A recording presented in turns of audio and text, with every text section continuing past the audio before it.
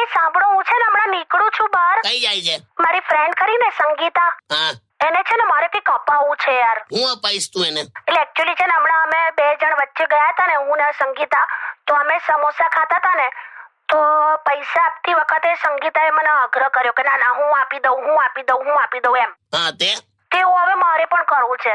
કઈ જાય છે? હું છે ને જ્વેલરીની દુકાનમાં જાઉં છું. આ જ્વેલરી માટે આગ્રહ હોય? કાકા એ હેલો, હા. નાસ્તાની લારીએ હોય કે ચલો હું આપી દઉં, પણ જ્વેલરી માટે ના હોય એવું. અરે કરવા દો ને મને. અરે યાર, આ તને વ્યવહાર ખબર જ નથી પડતી યાર. ચલો એ બધું છોડો, તમે મને કહો કે મને શું આપું. મને હું પૂછે છે? આમ છે ને આમ યાદ રાખે ને એવું મારે કે મને તોડી નાખે એવું આપવું છે. તોડી નાખ ભાઈબંધી તોડી નાખ. ચૂપ રહો, બોલો ને. એ શું રિંગ આપી દે. હવે જ્વેલરીના શોરૂમમાં જાય છે તો રિંગ આપી દે, રિંગ.